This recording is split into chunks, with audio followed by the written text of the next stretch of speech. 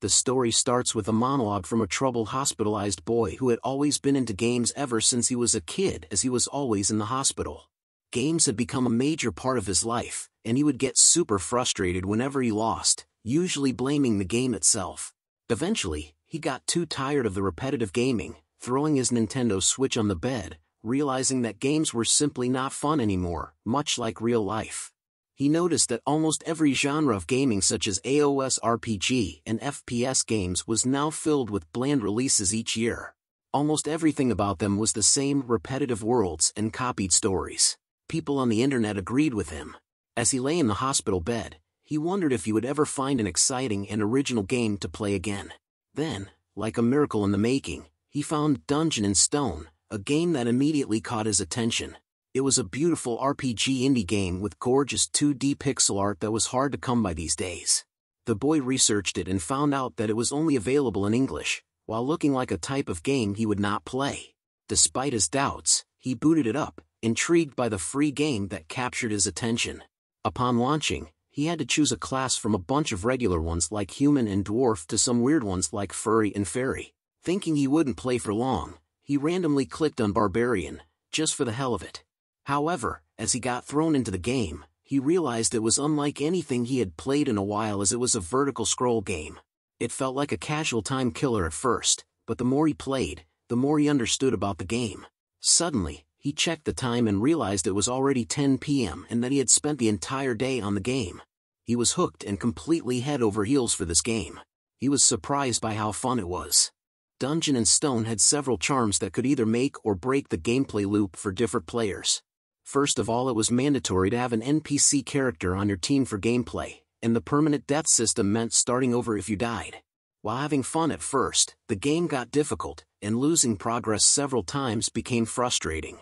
He would scream and shout in the patient room, constantly apologizing to the staff for being so loud while being scolded for making too much noise in the patient's room. Yet, he was determined to beat the game at any cost. But it turned out that Dungeon and Stone was such a failed game that there were no tutorials in either English or Korean as he tried his best to research ways to beat the game. Time flew by. He played while in the hospital, even after being drafted to be a public service worker till he was released, going to university and interviews, graduating, and even now, working at a prestigious company. Throughout the years, he kept trying to beat the game, experimenting with different classes, dying, and reaching higher levels, but never becoming consistently great at it as he kept dying with each new try at the game. Finally, 9 years had passed, and he reached the final boss room, the Gates of the Abyss, ecstatic that no one else had reached this point. Filled with joy, he shouts out loud if any bastards saw where he was and whether anyone else had gotten to the same point as him. Tears began to swell up in his eyes as he recounted that for the past 9 years, he had sacrificed his 20s for this game and to finally reach this point. A window appears asking him if he wanted to enter the boss room. Without hesitation, he clicked the yes button, despite another window appearing with a warning that he might never come back. But our Giga Chad dude immediately pressed yes, just like how we click I agree on every terms and conditions without even reading the terms and conditions. He takes note of the warning but thought that it was simply meant to make the final boss even more ominous. The loading screen appeared, and thoughts rushed through his head. He knew he probably wouldn't beat the boss on his first try, so he wanted to gather as much information as possible for the first battle. His mind wandered, pondering the boss's attack patterns, attributes, and ultimate abilities. Yet, there was a glimmer of confidence, imagining what it would be like to defeat the boss on his first attempt.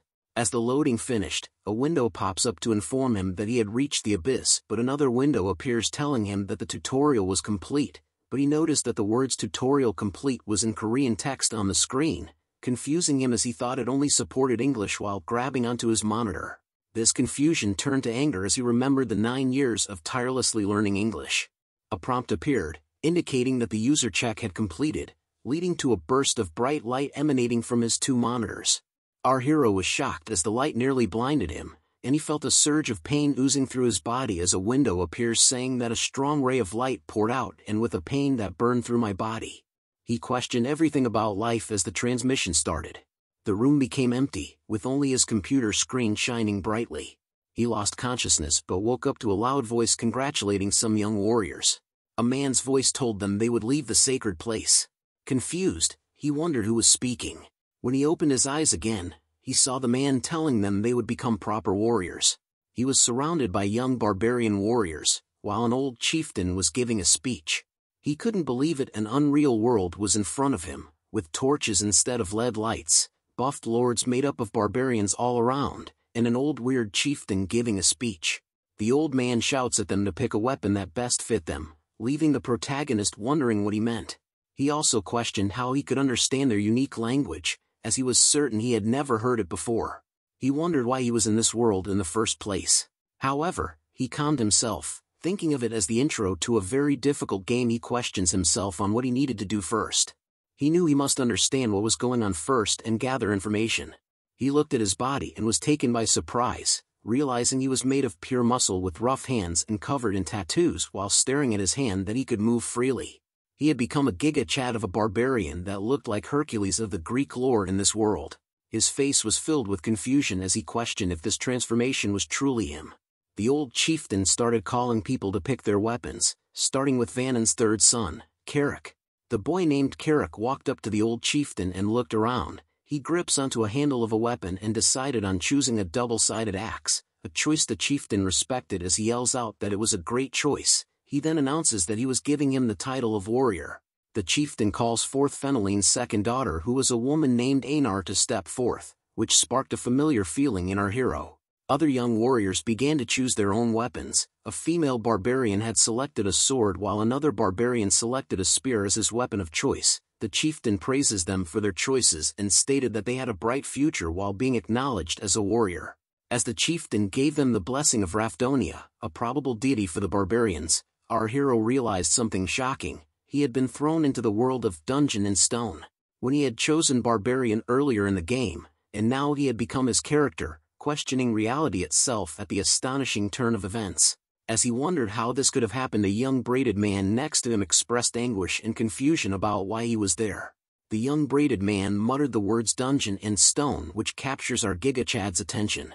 With his confused eyes and scared expression, our hero notices that he was different from the other barbarians, making he suspect that he might not be the only player who entered the game. Suddenly, the chieftain screamed, asking who just opened their mouth. The big burly chieftain dude stared at them ferociously, giving them immense vibes of bombastic side-eye, particularly at our hero, demanding to know if it was him. Of course, our hero denied it, as he had said nothing, so he immediately shouted an "Oh!" at the top of his lungs.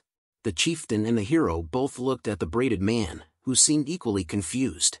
The chieftain claimed it was the braided man who spoke, and before he could finish his sentence, being in the game Dungeon in Stone, the chieftain swung his axe, cutting the man down in one fell swoop. Blood splattered all over as his head was separated from his body, even reaching our hero, increasing the panic within him. Imagine if school teachers had this power when students talked in their classes. Oof. He couldn't believe a real human being was cut down in front of him. Still, he had to maintain composure, as the chieftain could kill him too if he showed any emotion. The chieftain explained that the man who was supposed to be Kajua's son Orm had been possessed by an evil spirit, while instructing everyone to forget what they heard from their memories and to continue the coming of age ceremony. Our hero had a revelation. The first was that anyone who spawns into the game is considered an evil spirit. The second was that if anyone finds out that you were an evil spirit, it meant that you would die. The third thing was that it could have been his head that was rolling on the ground. The conclusion was that he realized he needed to get through the game without being found out by anyone. But there was a small problem. He didn't know his name, and the chieftain was calling people exclusively by their names. One by one the barbarians continued to step forward as the chieftain called out their names. Panic and fear started to overtake our man as he cursed the game for not giving him his name, leaving him to guess it, a matter of life and death. Our man finally thought of an idea which had a low possibility but was the only way he had right now. Gripping his hands tightly out of nervousness, his plan was to wait 2 seconds after a name has been called, but the name might belong to some other evil spirit's name, so he decided to just leave it to luck. Soon enough the chieftain yells out for Jandel's son called Bjorn. Our man started the countdown the moment the name was called. He waited as no one else stepped forward. 2 seconds since the name had been called, no one had stepped up. With a confident step forward, our Giga Chad decided that the name was his. Maybe. Comment below what you would do if you were in the same situation as our man. The old chieftain calls out the name, Bjorn. Our Giga Chad of a man, who we will now call Bjorn, steps out and stands in front of the chieftain, making strong bromance eye contact. They have the ultimate bromance staring competition of sorts as the chieftain's glowing yellow eyes meet our hero's brown eyes. The romantic tension can be felt in the aura around the two hulking figures. Suddenly, the chieftain tells Bjorn to pick a weapon with a gleeful expression. Bingo! Bjorn exclaimed in his mind as hearing those words from the chieftain calms Bjorn down because he had gotten his name right. He's glad that he has found a name for himself in this threatening world as Jandel's son Bjorn. Now he had to make a second decision that was highly important, picking a weapon. Because barbarians don't have any talent in magic, they must rely on their strong physicality. Bjorn's game plan was to raise his character as a close-quarters brawler, nothing manlier than hand-to-hand combat, am I right guys? So he decided to go for a weapon that fits that particular playstyle well, and he began to reach for the weapon. The chieftain looked at him with a bombastic side eye, questioning his decision. You see, our protagonist has picked out a shield of all things. He knows that this might be the best decision he's made so far since he has 9 years' worth of experience playing the game and choosing a weapon. He has now been proclaimed a warrior by the chieftain, and a notification window pops up, stating that the synchronization is completed. We once again see the empty room with a computer screen on which Bjorn used to game. On a closer look on the monitor, it states Thade's got an overall item level of 24+, and his character information along with a daily log has been updated and transmitted to the administrator. Then we see a stat window, which tells us a little bit more about him. He might be level 1. But he's got a high physical, mental, and item level, not to mention he's got 67 points in combat index. Now that everything's settled, let's get a bit into the background of the Barbarian class. When Doran first played this class, he chose the greatsword as his weapon because he thought that it looked cool. However, that led to him dying many times in many different brutal ways to different demonic creatures like in Elden Ring. He would get quite frustrated with his inability to survive in the game and would wonder how to maximize a build with survivability as a focus. He experimented with a bunch of different weapons, from the dual axe and large hammer to the flail. He had tried different weapons and tested all of them as it was all within the Berserker meta. He realized that the Berserker builds were not meant for survival. He would barely make it after a fight in the game, bruised and bloody, and always had little survivability. However, one day, while wandering through a town in the game, his eyes fell on a shield, and he had an epiphany. Why couldn't he play the Barbarian class as something other than a damage dealer? I mean, they are a class with high vitality and strength stats, and despite not being as good at taking damage as a dwarf, this class can take major hits and survive because it possessed the base for a tanker. He used to be unsure of this particular build because it would be a bit too difficult to learn and master. However, Bjorn did not want to waste all of his time and effort researching, so he decided to go with it anyways. As the scene switches to an explosion inside of a dungeon, this is where we learn the power of this build. We see the corpse of a humongous bird with its face beaten into a bloody pulp, with our hero Bjorn holding his shield and hammer. He had cleared one of the toughest bosses with this build, and that's where he knew that this build is extremely overpowered. So, going into this horrifying nightmare that had become a reality, our hero was confident that he made the best decision he could, and he will not come to regret it. Open up the gates, the chieftain yells at the workers within the large barbarian stronghold. The gate begins to slowly rise as the young warriors look towards it. This gate led to their first initial test. You see, every barbarian that comes of age must go through this labyrinthian maze, and our hero is a bit nervous knowing the horrors that await them. That is the only path to the city. As the gates begin to open, so does the nervousness in Bjorn. The gates are opening, and the chief is excited. He screams the name Rafdonia as he ushers the young warriors to depart. He screams at the top of his lungs, telling them that their fates lie in that place. The crowd surges with energy and excitement. We see these men and women, all with equal power in the urge to fight. They run straight ahead towards the gates with total determination, and our hero Bjorn is one of them. He's running along with them for the time being, but he's more focused on surviving rather than just being a dumb brute like the others. However, while following them, a question begins to eat at him, and he wonders if they even know where they are going. After a while of running around, they all come to a halt.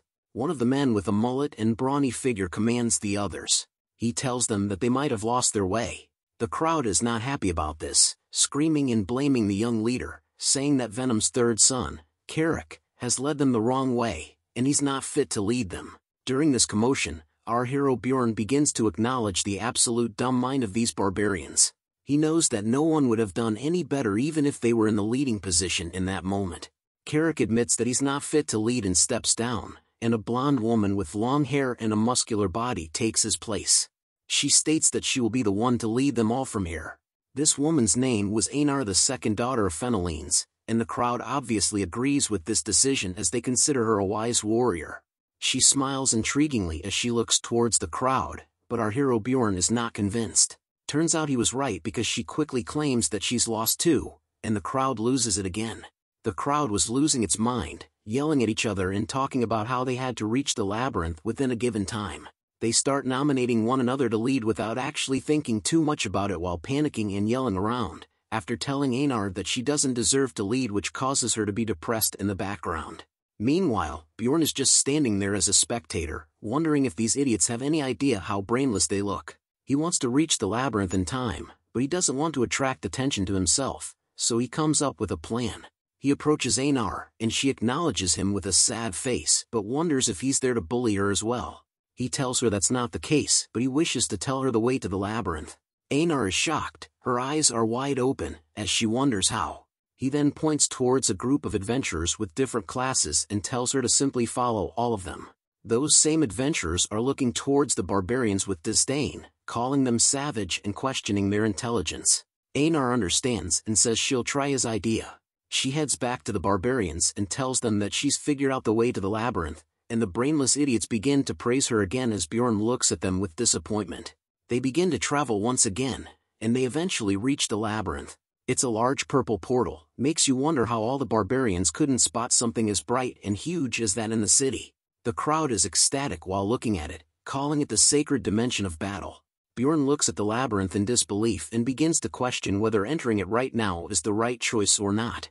He wonders if anyone would notice if he chooses to walk away from the group right now. He knows that he's never had any experience fighting in real life, and he had been hospitalized for most of his life too. He's sweating nervously while calculating if he would even be able to fight a single monster in the labyrinth. He thinks if there are other ways to pay the taxes of Raftonia other than going into the labyrinth. That's when he remembered the tax of Raftonia, which was one of the most wicked systems in the game of Dungeon and Stone. Every citizen in Raftonia needs to pay taxes from 20 years old, and if they don't, it's an instant execution. Of course, there are a lot of ways to make money in the game, but the most common is to head into the labyrinth and fight monsters. There are also a few other common ones, such as working in places like the village bars. However, he's a barbarian, so he's automatically looked down upon by the rest of Raftonia. He cannot find work where his safety is guaranteed. Barbarians simply aren't allowed to do any sort of normal work, so they are forced to fight. That's why they're the only class that gets a free weapon at the start. Bjorn doesn't want to go into the labyrinth, he's unsure of his abilities. A voice shouts out that there was only 10 minutes left until the entrance closes, but the biggest problem was that it opens up only once a month, so if he doesn't enter now, he would have to suffer in silence for a month and somehow survive without any money. Panic begins to set in our hero as Bjorn analyzes his situation and wonders how he would ever survive if he didn't go into the labyrinth right this minute. He wishes to go into the labyrinth, but his feet just wouldn't move, and his body won't listen to him. Suddenly, he hears his name being called out by a sweet voice, and a hand places itself on his shoulder. It's Einar, and she looks at the protagonist with a concerned expression. She tells him that the other warriors have already entered, and that they must enter too as they do not have much time left. The portal grows smaller as less and less time remains until it closes, only 5 minutes remaining according to a man chanting. Bjorn is still in limbo as he tells Einar to go in first and that he would follow her. She takes her first step towards the portal and halts, looking back at Bjorn. She thanks him for his help. He tells her that she doesn't need to thank him. She turns around and asks him how she could become wise like him. She tells him she's never seen a barbarian as smart as him before, and that she wishes to be like him. He is furious internally and thought that she needed to be reborn again but just decides to give a vague answer. He tells her that she must always think before she acts. At this, she sparks a beautiful smile and thanks him for the advice. She promises to repay him for his help if she returns from the labyrinth. He realizes that she doesn't fear death and notices that barbarians are the same fearless creatures in real life as they were in the game. He asks her with a serious look on his face if she is afraid of death, wondering what her answer would be. Einar looks back at him slightly, thinking before speaking. She tells him that it's natural because the fear of death is within everyone. She continues by telling him that she is definitely afraid of dying, but she was born as a warrior. If she didn't fight, she would die, and that leaves an expression of surprise on Bjorn's face. He acknowledges that the barbarians aren't much different from himself. They simply have no choice but to fight. If they don't kill monsters, they won't survive the highly taxing Rafdonia. Einar begins to walk away and tells him that they should survive and meet again. Bjorn is completely in awe of her, along with the entirety of the barbarian race and their resilience. He too is a barbarian, though, and as he lifts his shield up, the realization becomes a fact. With only 1 minute left until the portal closes, he begins to rush down towards the gate. Bjorn might be morbidly terrified but had a smile on his face, as he knows that he simply has no choice but to do it. As he sprints down towards the labyrinth gate, he thinks about his powers, his strong barbarian physique, and his knowledge of everything about this game after raising thousands of characters. He rushes towards the gate with the determination that he will indeed survive this place. A notification window pops up, stating that he has entered the level 1 crystal cave. There's barely any light as a drop of water falls to the ground in the dark. He looks around, confusion being prominently plastered on his face. He speaks out loud to the emptiness of this dark cave and yells out, "Where am I?" Thanks for watching the latest part from the voice of Manhwa. Subscribe for more content and don't forget to comment below what you want to see in the future. Like and share for more.